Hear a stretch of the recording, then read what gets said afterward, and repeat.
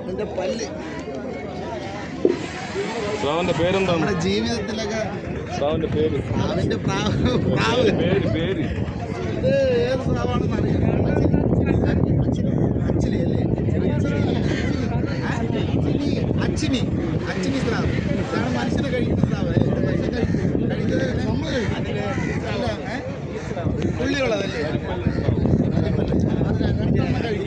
പക്ഷെ സിനിമയിലൊക്കെ ഇതാണല്ലോ മനുഷ്യനെ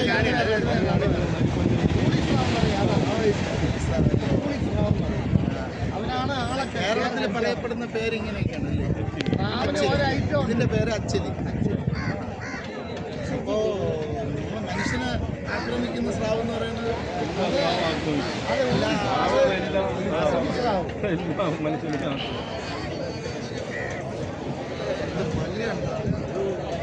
കൈ കത്തി വേണ്ട, ഡേഞ്ചർ സാധനം.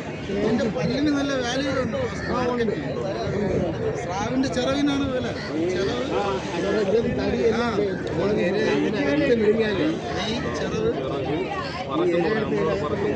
നമുക്ക് ഇതിനെ കുറിച്ച് വലിയ യാതൊന്നുമില്ല.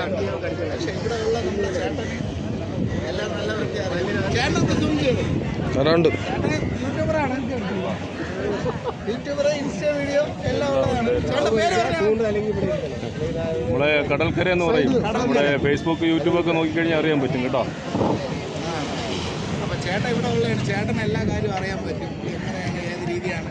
സ്രാവിന്റെ പേര് എല്ലാവർക്കും അറിയാവുന്നുള്ള സ്രാവെന്നേ അറിയാവും. സ്രാവിന് ഒരുപാട് പേരുകളുണ്ട്, ഏനന്മാര് പേരുകളുണ്ട്.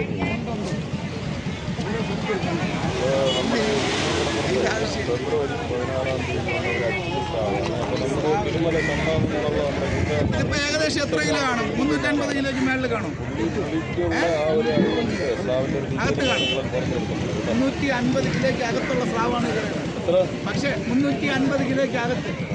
വേറൊരു കാര്യമുണ്ട്, നമ്മുടെ ട്രിവാൻഡ്രത്ത് അധികം ആരും സ്രാവ് കഴിക്കൂല. ഇതിന് മാർക്കറ്റ് പ്രൈസ് ഇല്ല. പക്ഷേ മലബാർ ഏരിയയിലൊക്കെ ഭയങ്കര വിലയാണ്. ഇതിന്റെ കരുവാടിനും ഇതിന്റെ മാംസത്തിനും, പച്ച മാംസത്തിനും നല്ല മാർക്കറ്റ് വാല്യൂ ഉള്ളതാണ് സ്രാവ്. ട്രിവാൻഡ്രത്ത് അധികം ആരും സ്രാവൊന്നും കഴിക്കത്തില്ല. ഇത് പെൺസ്രാവാണല്ലേ?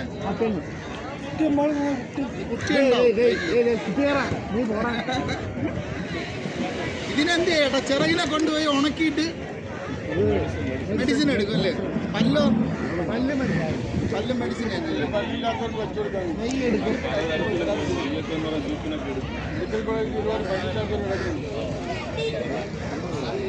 ഈ സാധനത്തിന്